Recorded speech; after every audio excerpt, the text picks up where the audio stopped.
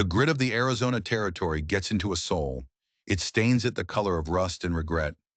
For Beatrice Holland, it was the taste of a lie she was about to live for the rest of her days. She was headed to the formidable Stone Creek Ranch, promised to a man known only through fearsome whispers. A man they called the Apache. He had sent for a delicate porcelain bride, a woman whose picture he kept on his mantle. But that woman, Beatrice's own cousin, had chosen a fantasy over duty, leaving Beatrice to take her place. Now under a relentless sun, every clatter of the stagecoach wheels hammered home the same terrifying question. What would a man who could tame this wilderness do to a woman who had dared to deceive him? The stagecoach smelled of stale sweat and cheap whiskey, but mostly it smelled of dust, the fine, pervasive dust that was both the lifeblood and the curse of the territory. Beatrice felt it in her throat, a gritty pace that seemed a fitting penance for the monumental lie she was living. Beside her, her cousin Clara Mae Thompson was a wilted flower. Her fine silk traveling dress looked tragically out of place against the cracked leather seat. They were 2 days out from a town called Redemption, the last stop before the sprawling, untamed lands of the Stone Creek Ranch. Redemption. The name was a cruel joke. There would be no redemption for Beatrice, only consequences. "I cannot do it, Bea," Clara whispered, her voice a fragile thread. Her blue eyes, usually so full of life, were clouded with pure terror. She clutched a worn daguerreotype, not of her intended, the powerful rancher Jedediah Stone, but of a soft-faced clerk with a poet's eyes back in St. Louis. "You must," Beatrice replied, her own voice a practiced calm she did not feel. "Think of your father. Think of the debts." The Thompson family fortune had vanished like a summer puddle. All that was left was a mountain of obligations and the cloying scent of destitution. The arrangement with Jedediah Stone was their only salvation, a man of immense wealth, a near mythical figure who had carved an empire out of rock and chaparral. He required a wife of good breeding, a mistress for his domain, and an heir. He'd seen a photograph of the willowy blonde Clara Mae and had been satisfied. The contracts were signed, the passage paid. "He was a savage," Clara hissed, her knuckles white around the image of her beloved Samuel. "The letters said he lived among the tribes for years. They call him the Apache in town. They say he's more animal than man." Beatrice had heard the same rumors. A silent, brooding giant with eyes that missed nothing and a temper that could shake the mountains. A man who bought a wife like one would purchase prize livestock. "They're just stories," Beatrice soothed, though the stories frightened her too. She was everything Clara was not. Where Clara was slender and ethereal, Beatrice was substantial. Her hair was a sensible brown, not spun gold, and her hands were capable, not delicate. She was practical earth to Clara's flighty air. They stopped at a dusty way station for a change of horses. The air outside was a furnace blast. As Beatrice stepped down, Clara grabbed her arm. "I won't be his broodmare, Bea," she declared, a hysterical edge to her voice. "I love Samuel. He's waiting for me. I'm leaving." "Leaving to where?" Beatrice demanded. "We are in the middle of nowhere. You have no money, no plan." Clara's eyes darted toward a lanky youth tending the horses. "The stable boy. He's heading east with a freight wagon. He said he would take me as far as Santa Fe. For a price." She fumbled in her reticule and produced a small, pearl-handled derringer. "Father gave me this for protection. I sold it to the boy." The betrayal was a physical blow. Clara had sealed the family's ruin without a second thought. Beatrice's mind raced. There was no time to send a wire, no way to explain. A man like Jedediah Stone would see it as a breach of contract, an insult. He would destroy what was left of the Thompson name. In that moment, an idea took root. A wild, desperate, terrifying plan. She looked at her cousin, then at herself. They were of a similar height. In the dim light of a ranch house, to a man who had only seen a faded photograph, maybe it was possible. He had contracted for a bride from the Thompson family. He would get one. "Give me your dress," Beatrice said, her voice flat and hollow. "What?" "Your dress, your ring, your papers, everything." Beatrice's gaze was as hard as flint. "You want to run away to your poet? Fine. But you will not destroy your parents. I will go to Stone Creek. I will be Clara Mae Thompson.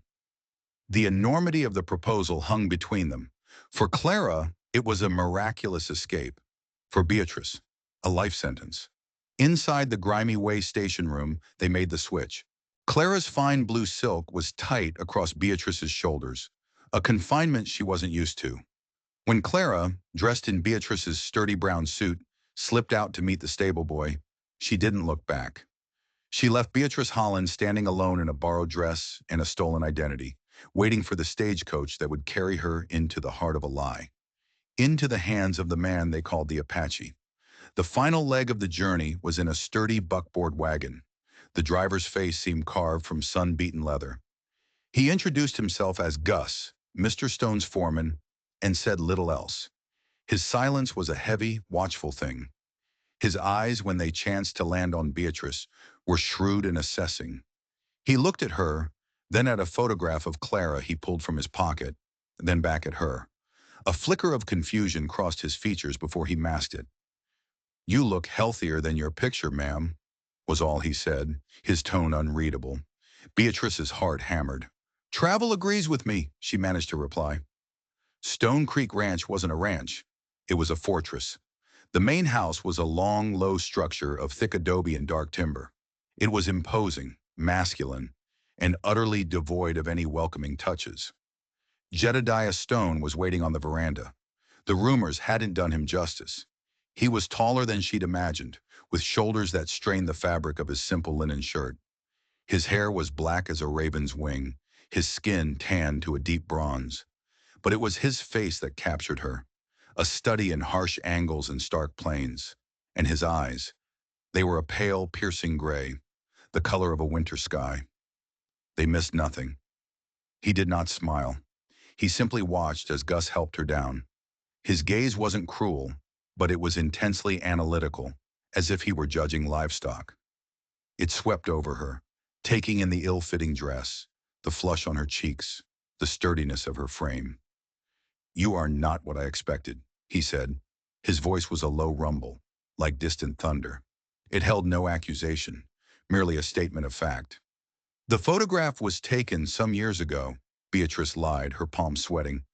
"I have filled out since." A muscle worked in his jaw. "So I see."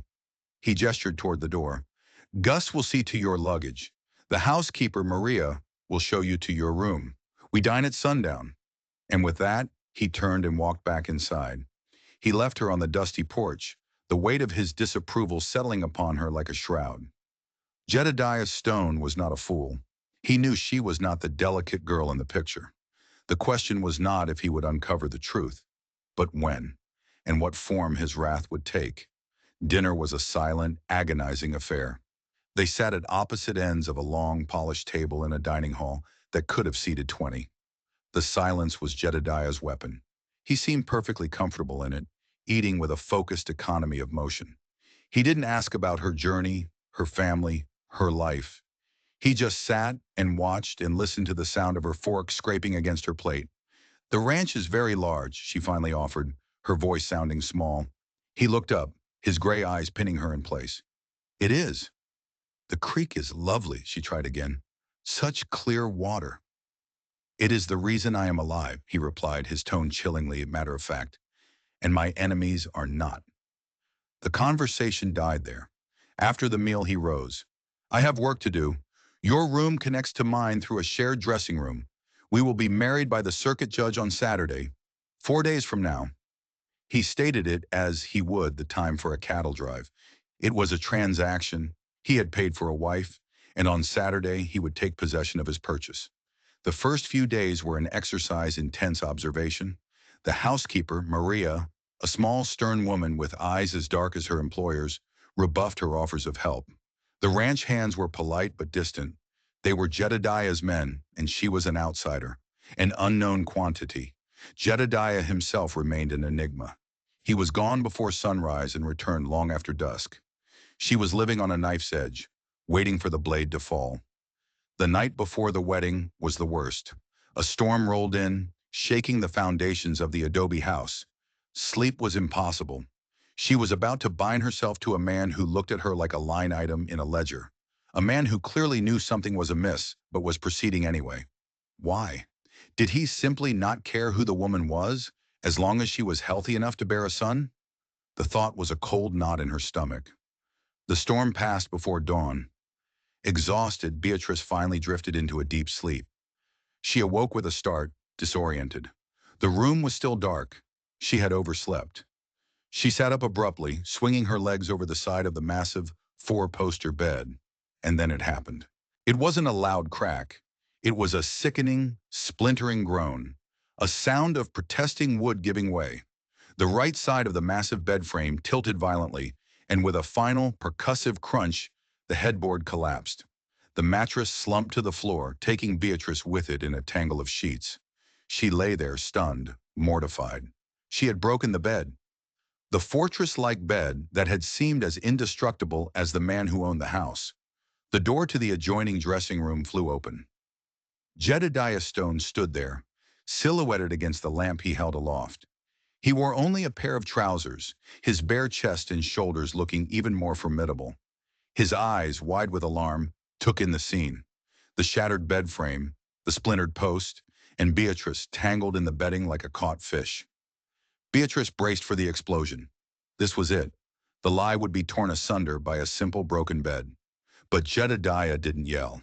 The alarm in his eyes was replaced by something else. Something she couldn't read. He walked into the room, raising the lamp. He crouched down, not looking at her, but at the broken leg of the bed. He ran a hand over the splintered wood. "Dry rot," he said, his voice a low, gravelly rumble. "Figured as much. This bed was my grandfather's. The timber wasn't cured properly." He finally looked at her, and Beatrice saw, for the very first time, the ghost of a smile touching the corners of his mouth. It was a flicker of genuine, unexpected amusement. "Appears you found the weak spot," he stated. Expecting fury, Beatrice was speechless. "Are you hurt?" he asked, his gray eyes searching her face. "No," she whispered. "Only my pride." He grunted, a sound that might have been a chuckle. He stood up and extended a hand. It was large, calloused, and surprisingly warm. He pulled her to her feet with an effortless strength that left her breathless. For a moment they stood there, his hand still holding hers. "There's a guest room at the end of the hall," he said, finally releasing her. "I'll have the boys haul this out after sunrise." He turned to leave, then paused at the door. "My grandmother," he said, his back still to her, "was a formidable woman. She claimed my grandfather built this bed to contain her spirit. Looks like she finally won." Then he was gone. The broken bed was a disaster, but it had shattered more than just furniture. It shattered the suffocating silence. He had reacted with practicality, concern, and a flicker of humor she never would have imagined. For the first time, Beatrice felt a sliver of hope. But later that day, as the ranch hands hauled the wreckage outside, Gus, the foreman, found something. He brought it to Jedediah privately. It wasn't a clean break from rotted wood. Near the splintered leg, almost hidden, was a thin, straight line, a saw mark. Someone had deliberately weakened the bed frame. Jedediah looked from the saw mark to Gus's grim face. An accident was one thing. An attempt on his new bride's life was another. It meant there was a traitor inside his fortress. He didn't tell Beatrice. He told her the guest room was for her comfort. But as he watched her from a distance, his analytical gaze was no longer just filled with suspicion of her. It was filled with a cold, protective fury. He had a snake in his house, and he would find it. The wedding was as transactional as Beatrice had feared. The circuit judge, a portly man who smelled of cigars, performed the ceremony in the parlor. Gus and Maria were the witnesses. When Jedediah placed the simple gold band on her finger, his touch was brief, impersonal. Beatrice Stone. The name felt like a costume. Life resumed its unyielding rhythm. Yet something had shifted. The wall of silence between them had developed cracks. He would occasionally volunteer information about the ranch, a wolf pack near the northern pasture, the price of cattle in Tucson. It wasn't conversation, but it was a start. He made no demands of her as a husband. For that, Beatrice was grateful. It gave her space to breathe, to observe. She began to walk the grounds, learning the names of the horses, seeing the quiet competence with which Jedediah ran his empire. He was a hard master, but fair. He worked longer than any of his men. The respect they had for him was absolute. It was on one of these walks that she met the other serpent. A rider approached, dressed in the tailored clothes of a wealthy townsman. He was handsome, with a charming smile and dark, clever eyes. "Mrs. Stone, I presume," he said, sweeping off his hat. "Silas Kane. A pleasure to finally make your acquaintance." Beatrice had heard the name. Gus had mentioned him once, his voice tight with disdain. Kane owned the neighboring Cinder Basin Ranch. "Mr. Kane," she replied coolly, "I trust our reclusive Jedediah is treating you well." Kane's smile didn't reach his eyes. It was a shock, hearing he'd sent for a bride. We had all assumed he was married to this land. "My husband is a good man," she said, the words feeling surprisingly true. "Oh, of course," Kane said smoothly. "A powerful man. A man who gets what he wants. Land, water, cattle. It seems he's now added a beautiful wife to his collection." The words were meant as a compliment, but they landed like a slap, reducing her to another possession. He fell into step beside her. "You know, this creek is the subject of some disagreement between myself and your husband. An old surveyor's map shows it originating on my property. A technicality, of course, but one that could prove significant." The threat was unmistakable. The creek was the lifeblood of Stone Creek. "I know nothing of maps," Beatrice said. "You'll have to discuss that with my husband." "Oh, I have," Kane chuckled. "He is not a man for negotiation. He sees the world in black and white. What is his, and what he intends to take. You'd be wise to remember that." When they reached the house, Jedediah was on the veranda, cleaning a rifle. His face hardened into a granite mask. The air crackled with palpable animosity.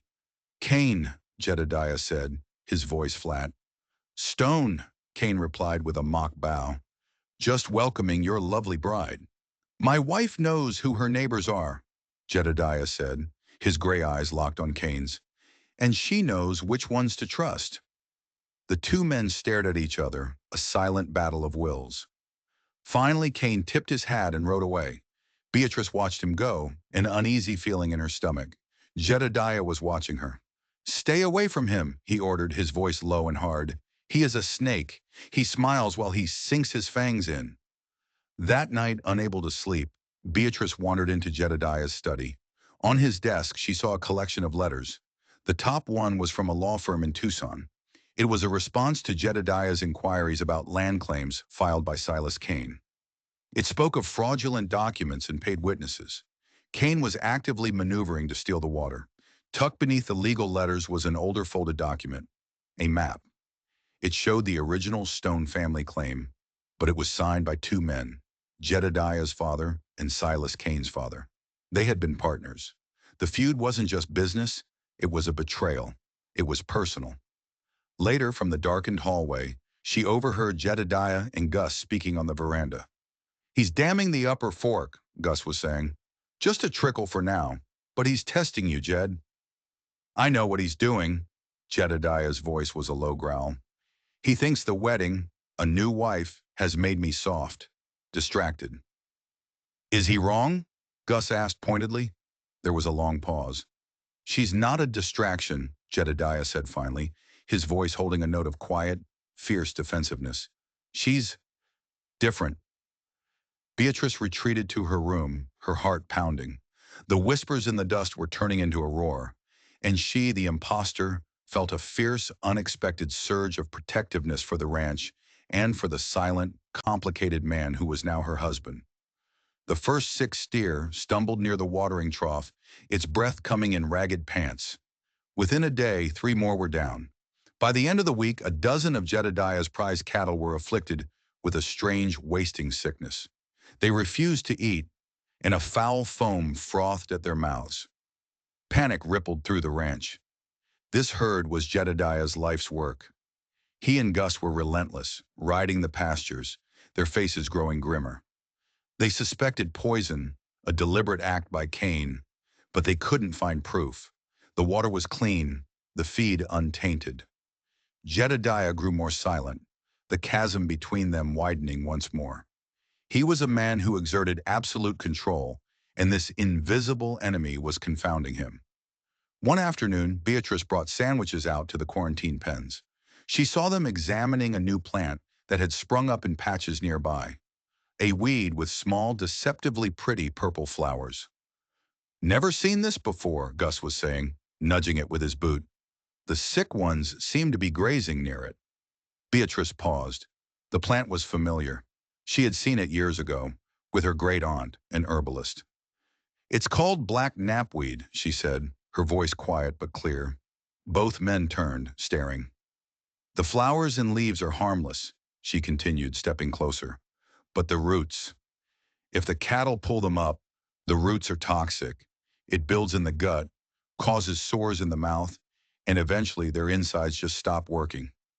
Jedediah stared at her, his gray eyes narrowed. "How do you know this?" "My great-aunt was a healer," she said. "Are their tongues and gums swollen? Covered in sores?" Gus nodded slowly, like they'd been chewing on thorns. "It's the knapweed," Beatrice said with certainty. A plan formed in her mind. "There's a remedy. We need to brew a drench. Willow bark for the pain, yarrow to fight the fever, and charcoal to absorb the poison." Gus looked at Jedediah, skepticism warring with desperation. Jedediah's gaze was fixed on Beatrice. He was seeing her for the first time, not as the woman from the photograph, but as someone with a knowledge he hadn't anticipated. "Show me," he said, his voice a low command.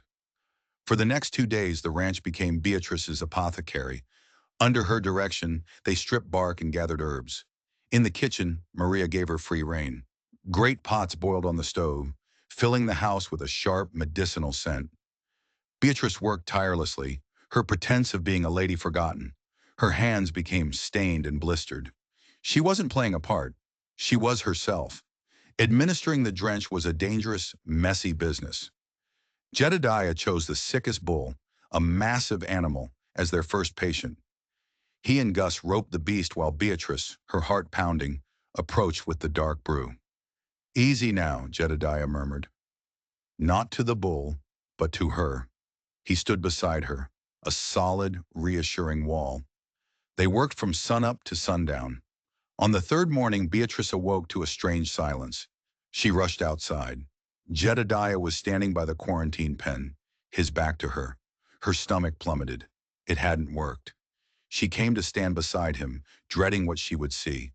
The big bull was on its feet. It was drinking slowly but steadily from the water trough. 2 other cows were standing as well. They were weak, but they were alive. They were getting better.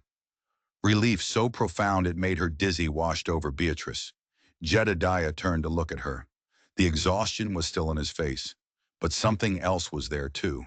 A deep, raw, unguarded respect. "You saved them," he said. It was a statement of fact, delivered with a sense of wonder.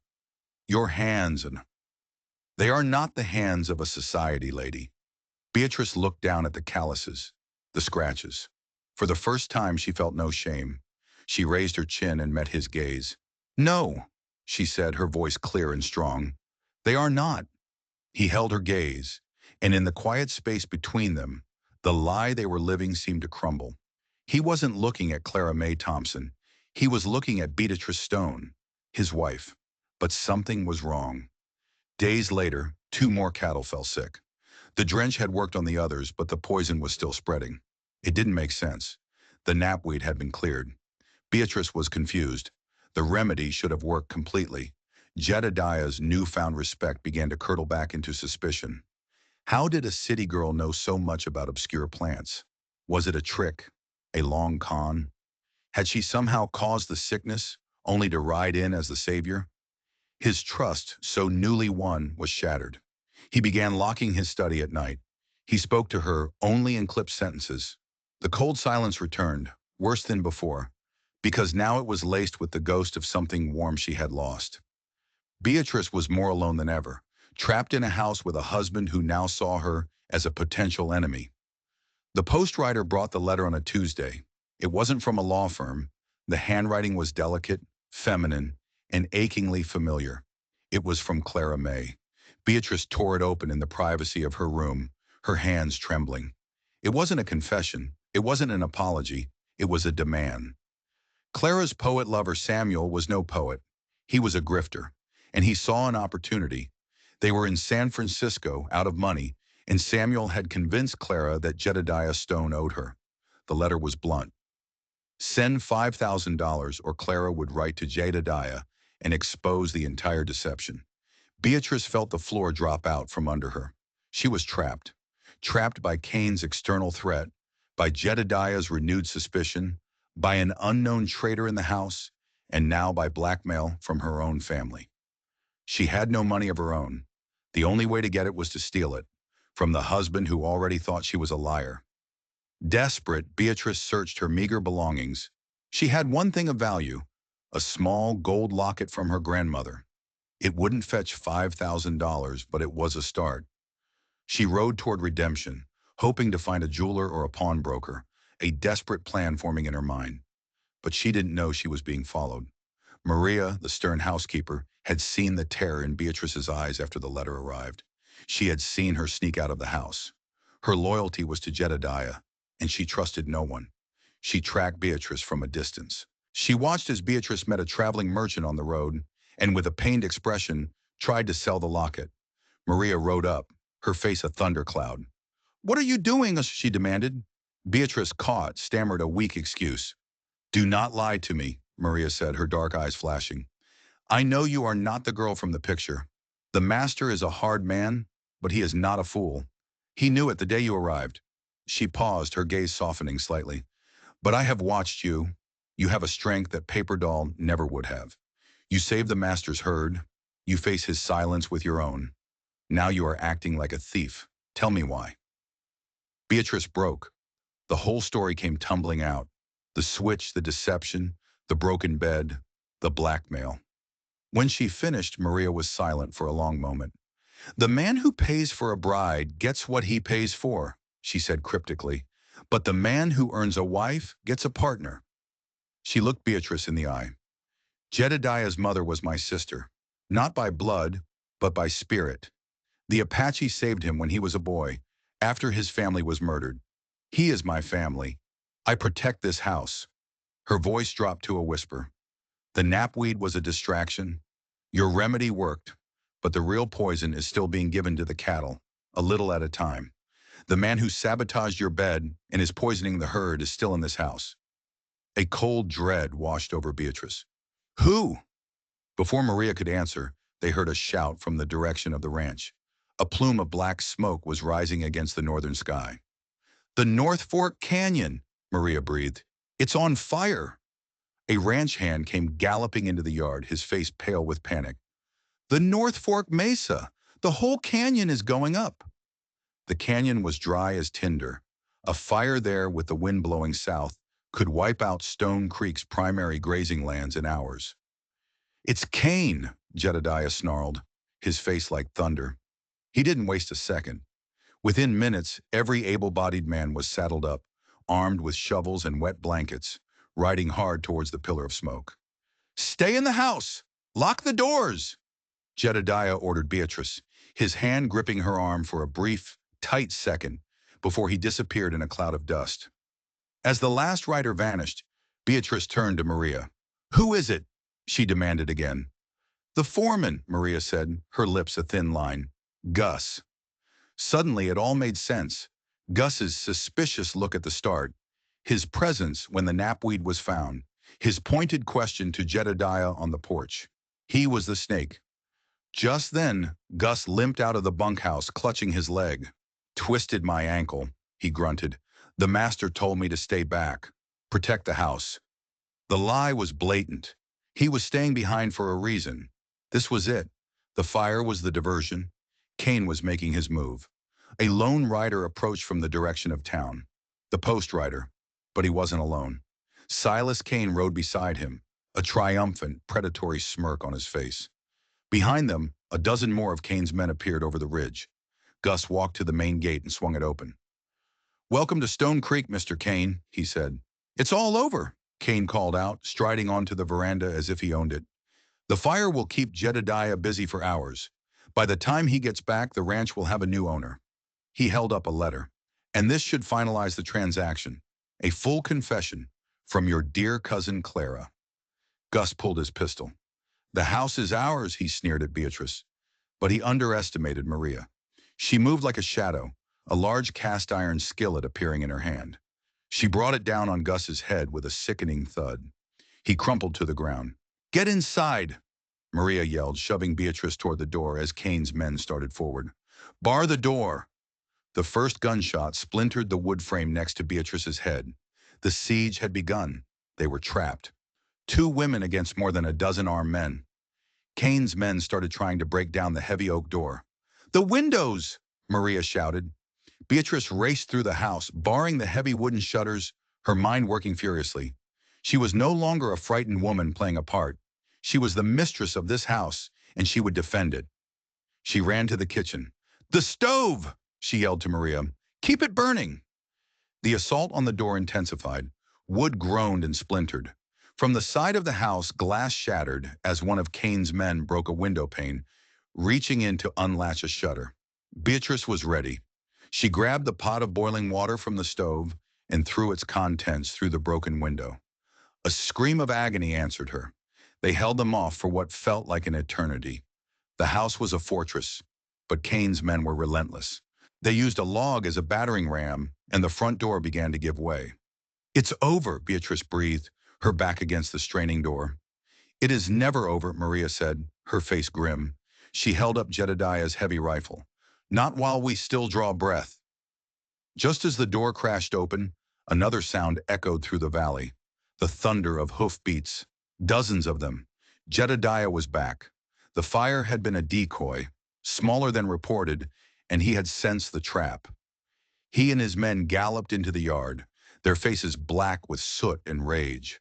The siege turned into a rout. Kane's men, caught between the house and Jedediah's furious riders, were quickly overwhelmed. Jedediah himself went straight for Kane, pulling him from his horse. The fight was short and savage. He didn't just beat Silas Kane, he dismantled him, leaving him a battered, bleeding mess in the dirt. As his men rounded up the intruders and the groaning, conscious Gus, Jedediah turned. He strode through the shattered doorway of his house. He took in the scene, the barricades, the boiling water, Maria with the rifle, and Beatrice standing amidst the wreckage, her face smudged, her dress torn, but her eyes blazing with a defiant fire he had never seen before. The entire ranch was watching. The lie still hung between them. He walked past Maria, past the broken furniture, and stopped directly in front of his wife. We need to talk, he said, his voice quiet. He took her by the arm and led her into the silent, waiting parlor. Inside the parlor, the silence was heavy, suffocating. Jedediah released her arm and walked to the stone fireplace, his back to her. It's true, Beatrice whispered, the words tasting like ash. Everything he said. My name is Beatrice Holland. Clara ran away. I took her place. I am so sorry, Jedediah. I know you must hate me. He was silent for so long she thought he wouldn't reply. When he finally turned, his face was etched with a profound weariness, but not the cold fury she expected. Hate you? He said, his voice rough with emotion. Beatrice, did you truly think I didn't know? She stared at him, uncomprehending. What? That first day, he continued, walking slowly toward her. When you stepped off the buckboard, I knew you weren't the woman in the photograph. The picture was of a girl who looked like she'd be frightened by her own shadow. You looked at this place, at me, and you weren't frightened. You were defiant. He stopped in front of her. I didn't know the why. I assumed the family had tried to pull a fast one, sending the stronger sister instead of the prettier one. My pride was stung, but I was also intrigued. He reached out, his calloused thumb tracing the line of her jaw. I watched you. You met my silence with your own strength, and then you broke my grandfather's damn bed. A small, sad smile touched his lips. But it wasn't dry rot. Gus showed me the saw mark. Someone tried to harm you. I didn't know who to trust. I thought it might even be you, part of some elaborate scheme. When the cattle got sick, and you knew the remedy, I suspected you more. But today I saw the truth. The truth? She whispered. My family was murdered by Kane's father, he said softly. They were partners, but he betrayed them for this land. I was just a boy. Maria's people found me, raised me. I learned to trust no one, especially not outsiders. The marriage was a contract, a duty. I thought I was getting a fragile doll I would have to protect. Instead, he looked at the shattered remains of the door, at her fierce expression. I got a woman who protects me. Tears streamed freely down Beatrice's face. But the contract, the deception, the contract was for a wife, he said, pulling her into his arms. I stopped caring what your name was weeks ago. I only care that you are here. He buried her face in his chest, and Beatrice sobbed with a relief so immense it was painful. He held her tightly, stroking her hair, murmuring her real name. Beatrice. Beatrice. It sounded like a prayer. In the days that followed, the shadows between them vanished. They were two lonely souls who had found each other through a lie, only to discover a deeper truth. Silas Kane and his men faced the circuit judge. His fraudulent land claims, combined with the armed assault, guaranteed he would never threaten the territory again. Gus, the traitor, disappeared, rumored to have been given a horse and a canteen of water, and pointed toward the deadliest stretch of desert Jedediah knew. One morning, a month later, Beatrice awoke to the sound of hammering. She looked out the window and saw Jedediah in the morning sun, working with a focused intensity. He was planing long, thick planks of golden oak. She went outside with a mug of coffee. "What are you doing?" she asked. He looked up, his face breaking into a rare, full smile that made her heart ache with love. "What does it look like?" he said. "I'm building us a new bed." He ran his hand over the smooth, solid wood. No saw marks in this one. A solid foundation, built to last a lifetime. His eyes met hers, and in their clear gray depths, she saw their future. It wouldn't be built on a lie or a contract or a faded photograph. It would be built right here under the vast Arizona sky with their own hands. A foundation of honesty, respect, and a love as strong and resilient as the ancient oak. He had sent for a bride, but fate had delivered him a partner, a fighter, a healer, a woman who had shattered his expectations, saved his legacy, and captured his heart, and neither of them would have had it any other way. Their story became a quiet legend in the territory, a testament to the fact that sometimes the greatest treasures are found when our plans fall apart. Theirs was a love forged in the crucible of deception, crisis, and undeniable truth. It proves that a person's real value isn't in the image they present, but in the strength of their character. They didn't just build a ranch, they built a legacy, founded on the beautiful, messy, and unexpected reality of who they truly were. If this story of resilience and surprising love resonated with you, help us share more tales from the heart of the Old West. Please take a moment to hit that like button, share this video with someone who loves a good story, and most importantly, subscribe to our channel for more dramas, adventures, and legends from a time gone by. Thank you for listening.